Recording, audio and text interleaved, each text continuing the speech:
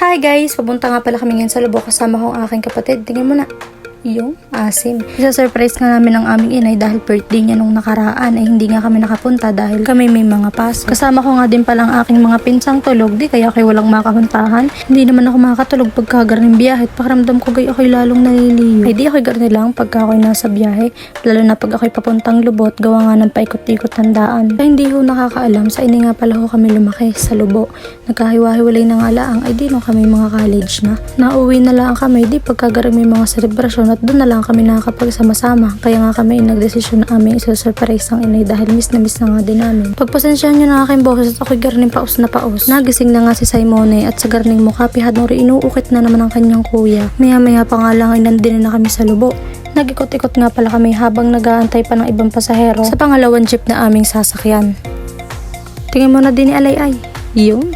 Sa pagkakataong rin na ikabado ng mga gamit para kami magkasya at kompleto ng mga pasahero at maya-maya pa kami ipaalis na. Hindi ko nga pala nasabi na mula din sa Luboy sasakay uli kami ng isa pang jeep na aakit naman papunta sa Hibanga. Sa pagkakataong ari kami nandini na sa ilog na nagtalunto, kinakargahan na ng aming driver at din ng mamay palag na sa ahunan. Dini naman kami napatigil at iniabot ng driver ang pabili sa kanya. Kakatuwa ang dini at dini pala may signboard ng garnay. Ari naman ang sinasabi kanina sa signboard na dangerous curve. So tunay lang ako'y pikit habang kami nag-aahon din. Ang dami kong memories din nung ako'y bata na ang aming jeep na sinasakyan ay nag-uurong din ay dati naman ay hindi ganun kaganda ang daan. Yung ganamang pataas na tarik pa paikot-ikot pa. Pari nga pala din sa nagtok-tok. Tingnan nyo na lang, panoodin nyo.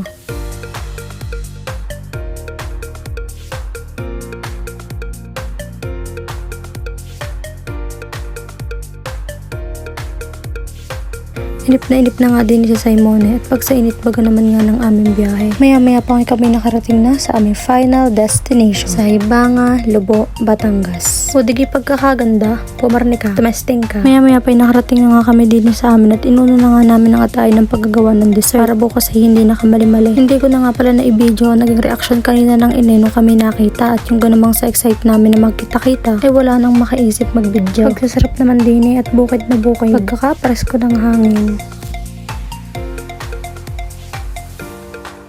Kinabukasan niya kami mga tulog pa. Kayang inay pagsalawak na nang nawalasan. Kita nyo ganyan abot na sa karsada ang pagwawalis. Binahabahang ginanga namin ang aming gawain at di na kami madaling matapos. Kami nang ataay na magde-decorate. Si Ade ang nagawa ng macaroni salad at paborito naman di siya ang gumawa. Sila daw ang magagayat habang naglalandian. Kung kakarumi. Sa kabilang bahay naman ay nagdidikit ng Kuya Juler at di nilulutuin ng ibang handa. At rin naman siya friend rin na ginawa ang aking kaklase. Siya daw naman ang magluluto ng seafood. Ayos ka lang naman dyan. Yun, ayos lang daw siya. Di nagtapas ang Kuya Juler ng niyog bago mamayo ko pala magkakayo. Pero ayos lang naman at ako na may sanay na medyo nakakapanibago na nga lang at di ako nga ngayon ulit nakapagkayod ng niyog. Di pala nagluluto ng manok ang ate Ednalyn kasama ang ate Julie. At rin dalawang aripinsan din namin din Hello sa inyo. Pagkatapos nga ng aming mga gawain, prepare na namin lahat. Di kami mga nagsiligon at kami naman nagsisipag-gayakan, nagsisipag-make-upan at mamay parating ng mga bisita. Di inilalabas na namin ang mga cake at aming kakantahan ng inay at gawa ng mamay magdadatingan ng kanyang mga bisita. Maya pang ipadami na ng padami din yung bisita ng inay. Hindi ko na nga rin na i-video. Gawa ng nabisi na nga din kami. Pero nagpapasalamat pa rin ako sa inyo dahil nabigyan nyo ng oras ang kaunting handaan din ng aking inay. Maraming salamat ho sa inyong pag-alala sa kanya. Talagang nakita ko ho na masayang masaya ang aking inay sa pagbunta ninyo. Hindi man kompleto din yung mga anak ng inay, mas ayos na yun kaysa kay babag-babag pag nagkikita. Charot, siyempre ang iba ho ay nasa abroad at hindi ho nakakaya na magpunta din Pero sa tunay, sila ang nagplano para i-surprise ang inay ng garne. Talagang sinabi ng inay sa amin na siya daw ay masayang masaya sa aming ginawang yun para sa kanya. Kaya naman inay kahit kami minsanan lang umahon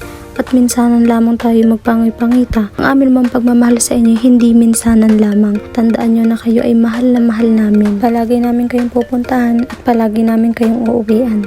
I love you, inay.